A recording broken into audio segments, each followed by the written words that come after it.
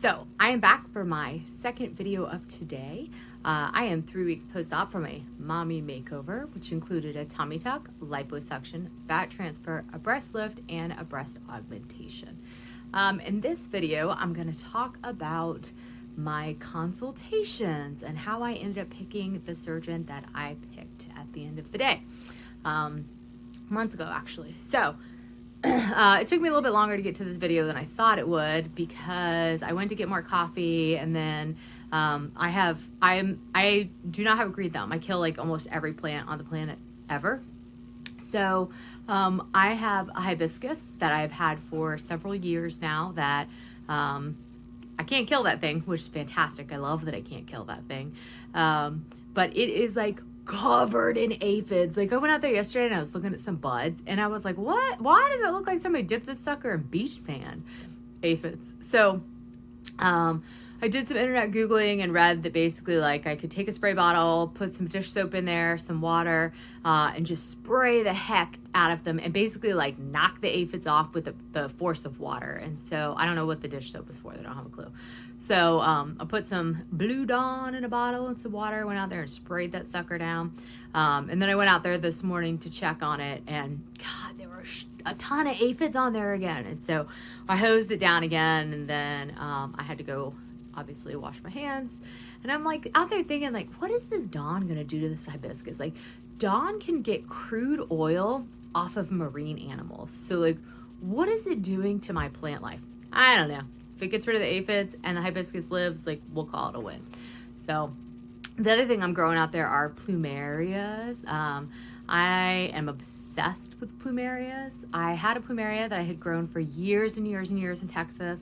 And then right before I moved to Louisiana, I was moving in January, but it was December and I was like packing everything up and I was still working full time and I was looking for a house in Louisiana. So like every single weekend I was driving to Louisiana house hunt, and it got below 50 degrees and I left my plumeria outside and it killed it. And so, which was sad. And I keep meaning to get, to grow another plumeria because I just love them. But for whatever reason, I like had not gotten around to it. So last year I was living in an apartment that, well, it was a house split in two, as is super common in New Orleans. That was a shack, basically. Like it was a falling down shithole shack, for an excessive amount of money a month. And I was like, man, I need something to like make this place not feel like it's the end of my life. So I had ordered some plumeria cuttings from Hawaii. They showed up in like February, and then I don't know what happened. Let's see.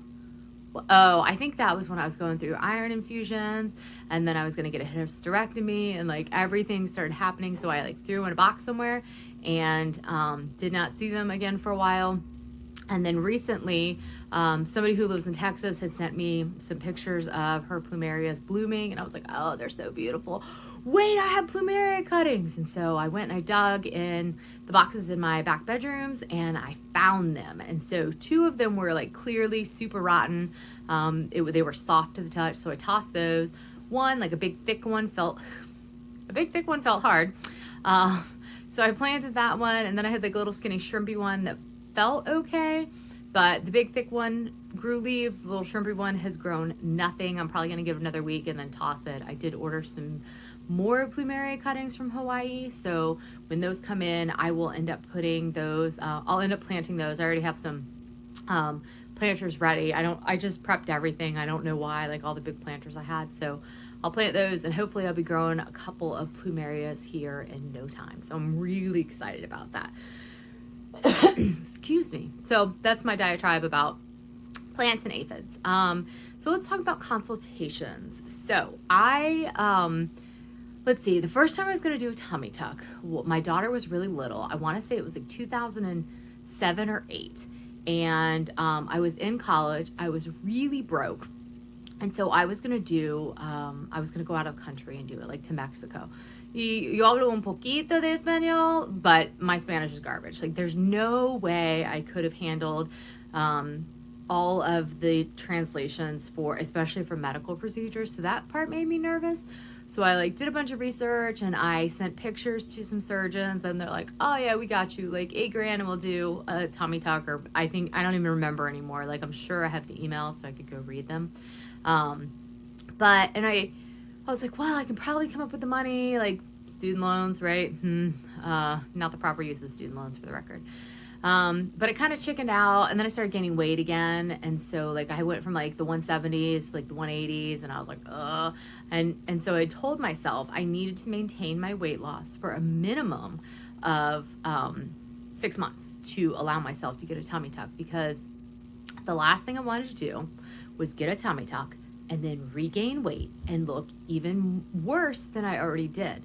And one of the things that I have read about tummy tucks is, you're born with a certain amount of fat cells. And so when they take out those fat cells, those fat cells are gone, and you won't form more fat cells, but the ones that you have left will just get bigger. So I know I gain weight in my face and in my arms. And I had read stories about people regaining weight after tummy tucks, and they did stuff like they gained it in their backs. So they had like super fatty backs. So I was talking to my daughter yesterday, and we were talking about weight gain post surgery. And I was like, oh my God, how stupid would I look if I gained 20 pounds and I gained like 10 pounds of fat per arm? Like if y'all, back in the day when I was in elementary school or middle school, probably both, they had people come talk to us about health and nutrition, and they would bring these like blobs of fat, and they're like, this is 1 pound of fat. Maybe it was 5, maybe it was 3, I don't remember anymore. But like, if this is like 1 pound of fat, even if this is 5 pounds of fat, can you imagine packing 2 of those into these arms? Like, obviously like I could take a little bit of it here because I got this loose skin, but or per arm, I would be like Fat Popeye. It would be horrendous. And so that's why I was like, I got to maintain my weight loss for a minimum of 6 months. Most plastic surgeons want you to have a stable weight for 3 months, but like I have super high standards for myself. And I know myself really well. And so I was like 6 months minimum is what I need to maintain. Well, and I couldn't do it. I couldn't maintain my weight for 6 months. So that sort of fell off the radar. And then I was just kind of like, I'm probably never going to get this done. I'm just going to have to live with this wrecked body. I've not posted before pictures yet on Instagram. It's very difficult for me to do. It's very personal. I spend a lot of time hiding my body and hating my body. This is going to make me tear up. Emotional roller coaster. A lot of time hating my body and trying to be okay with my body, which I did an okay job on the outside for sure. I did a great job of pretending like my body was great, and I was okay with it, but I never was. And I dressed my body very well to hide and conceal as much as possible. And so it's extremely difficult for me to share those pictures. And something like YouTube, I can sit here and tell you guys, like, this is so hard for me to share. Like, please be gentle with me. But on Instagram, like, we all know what Instagram is like Instagram fake, right? I think there's a subreddit dedicated to like how fake Instagram is. But Instagram, I can just throw up pictures and people can be as mean as they want to be. And they don't stop to think that like there's a human behind those pictures who owns that body and had to live with it for a long time. And of course, the more weight I lost, the looser my skin got, the saggier my skin got. When I was pregnant, I was huge. Like, my belly was just massive. Like, people would gawk at me on the street. And so I can never remember the clinical name of when your muscles separate, but it's so obvious I had that. If I can, work up the nerve to put some before pictures on Instagram, you guys will see how much my upper belly bulged and then the sag of my lower belly. So, I tried to convince myself that I would just be happy with that and I would live with that forever. So, well, then I got down to my goal weight, not goal weight. Like I talked about in my last video, I didn't really have a goal weight. I got down to a weight that I was plateaued at. And obviously, like, I wasn't really going to go below it unless I did something crazy, and I'm not willing to do anything super crazy to get below the weight that I'm at. Wait, do we consider a tummy tuck and liposuction crazy? Those aren't weight loss procedures. So, anyway, so I did a consult with a plastic surgeon in Mandeville, Louisiana, which is what we call the North Shore. It's the North Shore of Lake Pontchartrain, which is a 24-mile in diameter lake. So I went to this doctor, and when I went in, I said, I want a tummy tuck. Get rid of this loose skin, right? Because I was pretending it wasn't vain. I'm like, tell me, like, plastic surgery is for rich people, plastic surgery is for vain people, plastic surgery is for beautiful people. I'm none of those. And so it was like, let's do the minimum, get me in, get me out, like, fix this so that I don't hate being naked and looking at my body, so that when I take pictures, so that when I look in the mirror, I'm not focusing on this skin that is like tucked into my jeans. And so I'm like, I want a tummy tuck. And he's like, okay, do you want anything else done? I'm like, well, I want an arm lift. And he's like, okay, well, what about your breasts? I'm like, I don't care, they're breasts, right? Like, I breastfed a kid for over 2 years. They're boobs, they do what they're supposed to do. And I was like, I don't want liposuction, I just want a tummy tuck. And he's like, okay, no pressure, but here's the thing. He's like, I'm going to do a little bit of liposuction with tummy tuck. I'm not going to charge you extra. It's part of what I do. And he's like, but you're going to need a little bit of liposuction. Otherwise, it's going to look like I cut you in half and sewed you back together again. And he's like, your shape is going to be off. You're going to look like square and boxy. And he's like, you're going to have fat deposits right next to the incision. And I was like, okay, that makes sense. We'll do a tiny, tiny bit of liposuction, right? And then he was like, and I'm not trying to pressure you about getting your breasts done. He's like, but here's what I see in my experience. He's like, women get a tummy tuck and they have a beautiful looking abdomen and it's well done. And then their breasts are less than desirable. And he said, and plus, when we pull down your tummy, sometimes it lowers your breasts. And I'm like, oh my God, you can't lower my breasts. First of all, I don't have any. Second, I was like I don't know, maybe 37 at the time. And it's like, I'm 37, what I don't have sags, and I breastfed for over 2 years. So like, you can't pull these things down because, oh my God. And so I kind of thought about it and I was like, well, show me what my breasts might look like afterwards. Cause my breasts were really misshapen and they didn't match in size. One was a 40A, one was a 40 double A. It was a mess, right? And so he showed me some pictures and I was like, oh, I don't know. Like, I would rather just not fuck with the ones I have and not pay for boobs to look like that. So I was like, well, let me go home and think about it, and I went home with a price, very, very expensive, but I was working for NASA, had a great job, got paid, pretty decently. I'm pretty good with money. So I was like, well, I'll work out, how to pay for it. So I was going to get a brachioplasty, my boobs done, and my tummy done. And so went home and I, looked through every single picture of his on his website, and he was recommended to me by a friend who had gotten her breasts done. And I never saw her before pictures, but she described it to me, as basically having like one titty that was like super elongated, and totally messed up, and one that was normal.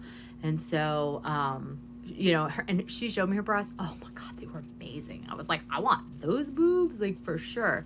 And of course, the thing that you have to understand about a boob job is that everybody's breasts come out differently because we all have different anatomy. Like, our skin has different stretchability. We have different drop. Like you can go in being like, I want boobie A, and you may not be able to get boobie A because of what kind of breasts that you have. And so that's really, really important to understand, is your own physical limitations when it comes to boob jobs. So, this conversation is making me nervous, and it's very highly emotionally charged for me. And so like, I'm doing a lot of fidgeting, and I know that might be distracting, but like, I can't help it. This is like how I'm dealing with these emotions that are coming up when I talked about this. So I went home and I looked at this guy's boob jobs. They were pretty good. And I was looking at his tummy tucks and like, they're good. But man, I was going to spend a lot of money to get that stuff done. And I was not crazy about like, here's what your breasts potentially will look like afterwards. And so, and for me, belly buttons are like a weird thing. It's like I don't want my belly button to look the same as it already did, which, where was my belly button? Hidden somewhere beneath saggy ass skin, right? But I needed a belly button to not like, for you to be able to look at it and be like, your belly button's jacked, because that's where a lot of tummy tucks end up, are with messed up belly buttons. Like, I've seen thousands of pictures of tummy tucks. So I kind of put it off for a long time. And I wasn't sure that I was going to do it. Right. And then this last year, some things changed, and I was like, you know what? I'm going to do this. Like, I'm going to get this plastic surgery. So, I actually had started out, and at this point, like, I knew I was going to have to get my boobs done. And so, I started looking into it again because I really did not want implants because of, BII, breast implant, illness, and because of things like capsular contraction or contracture, and like the maintenance to getting MRIs. You know, I have weird autoimmune issues. I have psoriasis, I have eczema. I'm pretty sure that I have a sensitivity to gluten because eating gluten makes my eczema go insane and my psoriasis. And so, which funny, since I've been on keto, I've had way less problems with that. Other times I have implanted things, like for instance, I had Norplant when I was 18 or 19 years old. That's birth control that gets implanted in your skin. Let me see. I have a tiny scar. Y'all probably cannot see that, but it's like right here. I had to get it taken out because I had horrible side effects from it. And then like my body had built capsules around it. I had keloids. So I have like all these issues, you know, surrounding, putting things in my body. So I was not crazy about implants. So I started looking up alternates, and I came across fat transfer for breast augmentation instead of implants. And I was like, ooh, that could be cool, right? And so I looked to see who in my area does fat transfer. There's like 3 plastic surgeons in my area that do fat transfer. So I scheduled a consultation with one of them, and I went to his office, super clean, super nice. Everyone had amazing things to say about this plastic surgeon. He does beautiful tummy tucks. So I went to his office, I did a consultation, super nice guy. I felt very comfortable. But I wasn't like super crazy about how we handled my boobs, right? He was like, well, we can do fat transfer. You'll probably go up a cup size. So, and then like we can do, you know, probably up to 3 fat transfers. And if you still want bigger, we can do implants. I'm like, well, I really don't want implants, so it's not that big of a deal. And, you know, I was kind of like 3 fat transfers though. Like, man, that's a lot of fat transfer. I don't have a lot of fat on my body to begin with because I'm relatively thin, even though I am 144 pounds. And so, you know, plus, man, 3 different times. And I think you can do fat transfer in office, but I can't remember for sure. And it was like, God, I'm not crazy about surgery. Like I'm a single mom. I'm pretty busy. And at the time I had started thinking about going to nursing school. And so I was just kind of like, I don't know. And then I did some more research because I'm like, I need to talk to at least one more surgeon in New Orleans. And so I found the surgeon that worked with that plastic surgeon for about 5 years. And he had just started his own practice, like literally just started it. And so, and this first surgeon in New Orleans said he could do my surgery at the end of February. So I called this other surgeon's office, not like his understudy, like they work together as partners. And so I guess the second surgeon worked at the first surgeon's practice, not as partners. I don't know how to describe it. And I called his office, and they're like, oh, we can give you a consultation in like April. And I was like, look, this other plastic surgeon is going to do my surgery in February. So like, I really need to get in to see him before that. And she's like, hold on. Okay. Consultation in 2 weeks. So, or 1 week, something like that. It was pretty quick. They managed to squeeze me in because it was like, you're about to lose a whole ton of money if this doesn't happen this way. And so I researched the bejesus out of this doctor because he just started his own practice, right? And he only had 5 years after he'd been board certified and all of that. But he did something crazy, like studied plastic surgery for, I want to say like 13 or 14 years beforehand. He did one of the longest residencies that you could possibly do with plastic surgery. He had some like very elite residencies and scholarships and things like that. So like this dude knew his stuff. It wasn't like he just fell out of medical school and was like chop chop chop, right? He had been studying and studying and studying. He does a ton of breast reconstruction. I went through every single picture on his website. I went through his Instagram. I went through his Facebook, like, because I'm not, I can't get chopped up and destroyed. Like, ain't nobody got time for that, especially not me. That I'm working, I'm a single mom, like, go. I can't. I don't have time for that. So everything came back that this guy is amazing and fantastic. So I went to my consultation. I told him I don't want implants, and he's like, look, I'm going to be really level with you. You're not going to get the results you want with fat transfer. He's like, you're probably going to go up maybe half a cup size. And he's like, a full cup size is probably generous. And he's like, but you're just not going to get the results that you want. And he's like, I recommend we do some small implants. So, I really liked this guy. I really liked his vibe. I really liked that he was explaining things to me. Like, the questions I was asking him were more like medically and procedure based, and his answers were in line with the types of questions I was asking. Like, I wasn't just asking about like, well, how big will my boobs be, right? It was like, okay, well, how do we determine what size implants, blah, blah, blah, blah, blah. And so I really liked what he had to say. And I liked, I liked his staff. Like, I really felt on his staff. I put them on the spot. I asked them some questions about him, especially what, the guy he worked with, who is now his competition. Oh my goodness, dogs barking, kids yelling. Or child one. And so, I didn't tell the surgeon that I had a consultation by his, the guy he previously worked with, but I did tell his office staff. And so we had a conversation about that. And of course, they had nothing but wonderful things to say about the other guy, and they had wonderful things to say about the surgeon that I ended up choosing. So the one sticking point for me were the vector images. So my breasts are misshapen and they're very small. And I knew I was going to need a lift, but I only needed a lift on one breast.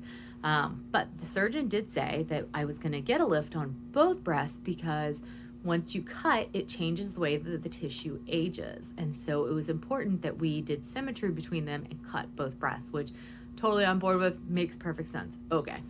And so the vector images left me distraught. My boobs still looked deformed, but they looked bigger and deformed. And I think that this is part of the problem with the lift, is that they can't give that true, drew like red circles around my areolas and what my incision line would look like, but it was kind of like somebody took a picture and drew a circle and a pink line. And it's like the breast lift is going to change the shape of your breast, and so it was hard to imagine what my breasts were going to look like. Like, the vector images were so hard for me to look at because it was so upsetting to think that my breasts were so jacked that they couldn't fix them.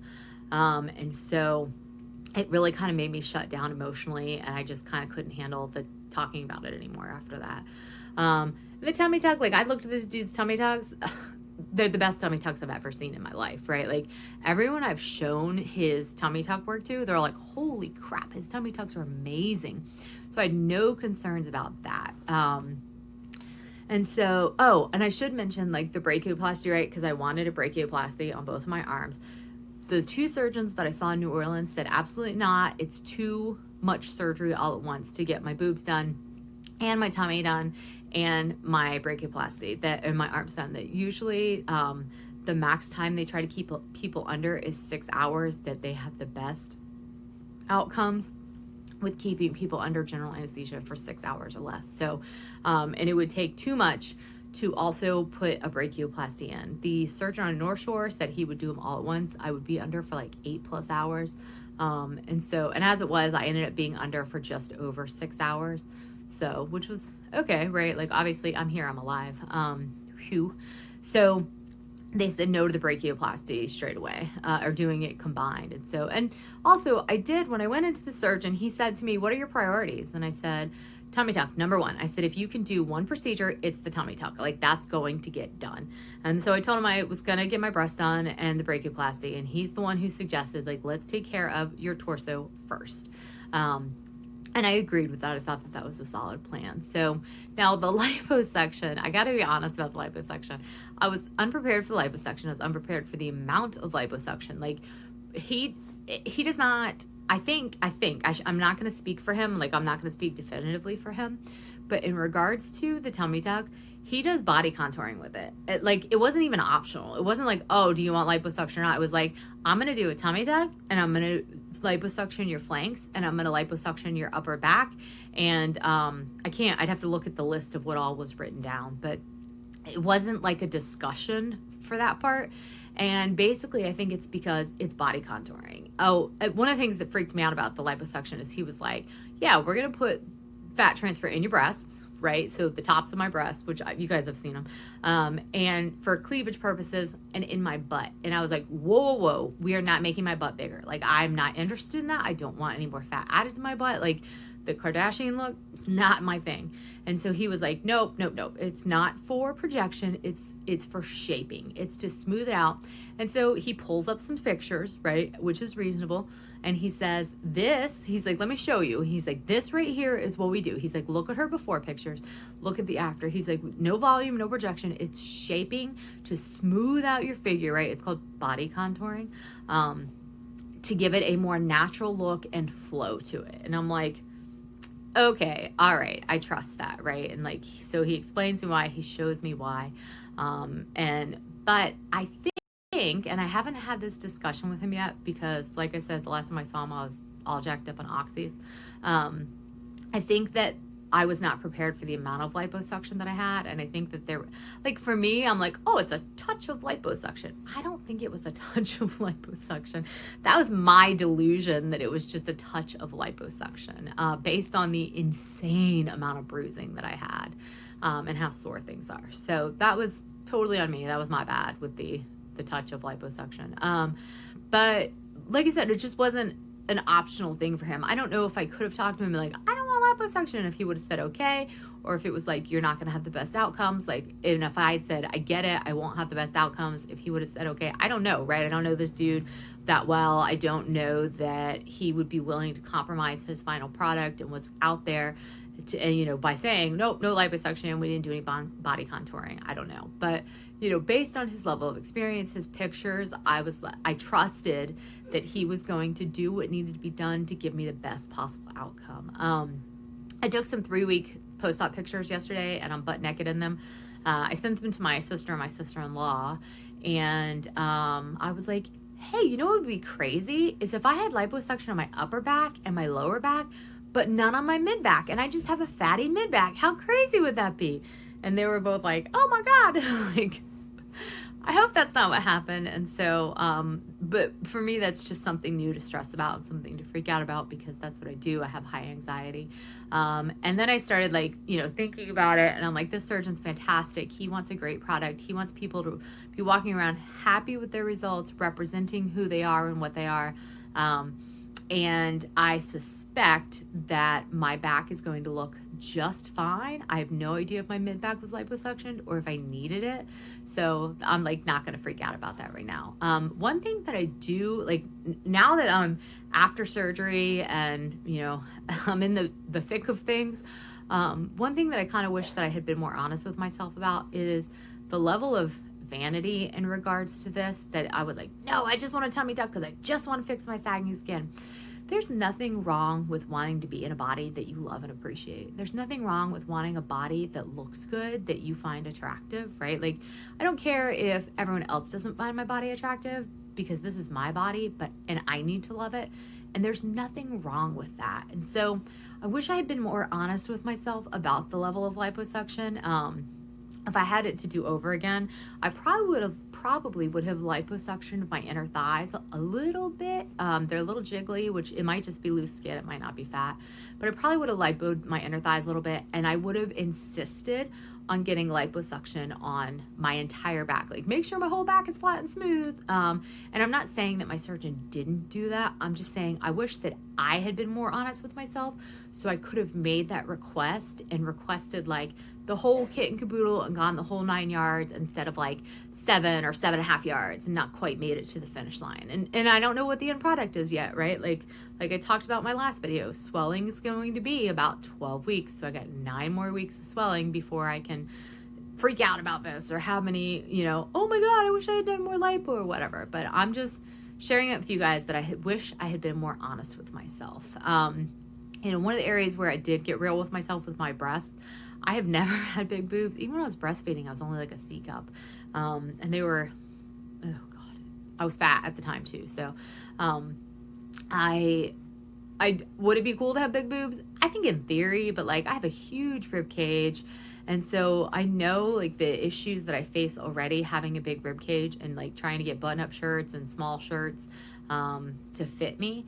But so I didn't want to go gaga with my boob size because I didn't want to never be able to wear clothing again, right? Like I can't be buying extra large shirts because my body is not an extra large size. So like if I had to get extra large to accommodate massive breasts, oh my God, it would have been out of control. So, one of the things my surgeon and I talked about like right before I went under was because I knew I was going to have small implants. And like I kept stressing out about this. Oh, the vector images. I had more to add to that.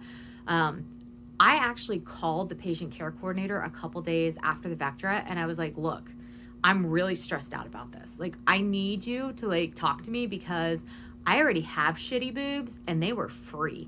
I don't want to pay a bunch of money and have more shitty boobs that have scars on them. So like, I need you to talk to me about this. And so she talked to me and she's like, look, he under promises and over delivers. They're going to look great. She's like, the vector images are great for about, I don't know, 80% of people. They're not for 100% of people though. And so you just need to understand that. That made me feel 100 times better. So, and plus like the Vectra was saying that I should get like 200 cc implants basically, which is like a cup size and maybe a half. And it was like, oh God. So like who wants to go from a double A to like a B? Woo. So right before my surgery, my surgeon was like, all right, look, so I had found out a couple weeks before my surgery, which did get delayed because of the coronavirus, that we were looking at implants from 310 to 375. And so that's only about half of a cup size difference. And again, I have a huge rib cage. So like having a regular size size C, and I don't know what size my breasts are or are going to be, but having a C versus like a large C, is that going to be the end of the world for me? Probably not. Like got more boobs than I've ever had. And so he asked me like, look, are you going to be upset if we can only put the 310s in instead of 375? And I said, okay, what's the difference in size? Half a cup? And he's like, yeah. And I was like, here's the thing. I'm not going to be upset if I don't have huge boobs. That's not my goal. I said, but what I will be upset about is if my implants are so big that, because I do not have a lot of elasticity in my body or in my chest. I said, but I will be upset if my implants are so big that it affects my ability to heal. And I said, if I end up with ugly incisions that are having a hard time staying closed because we shoved too much implant in there, I'm going to be way more upset than if I have half a cup size smaller boobs. And he was like, gotcha. So I did end up with the 310 cc's. My breasts are still swollen and I had fat transfer, but so far I'm really happy with my breast. And so I'm happy that I was more honest with myself that like, I want everything on my front to look good, right? Like I want my tummy tuck to look good. I want my boobs to look good. So I hope that my back turns out in the same category. And I do also have to admit that so far what I can see from my butt, which is still swollen, but so far from what I can see, I'm really glad I got the fat transfer in my butt. My butt wasn't bad beforehand, but I did have some loose skin. I'm 40. I have had massive weight loss and I had some loose skin, and kind of that loose skin has just sort of been filled. And so it just looks a little better than it did. And so it's like I had all this ripe fat to use anyway. So fantastic. We put it somewhere useful. So that was good. That part's good. But I think I've covered a lot of ground in this video. It's almost a 35-minute long video at this point. So like I said, this stuff it's difficult for me to talk about. I'm not usually very open with sharing this kind of stuff for my emotions.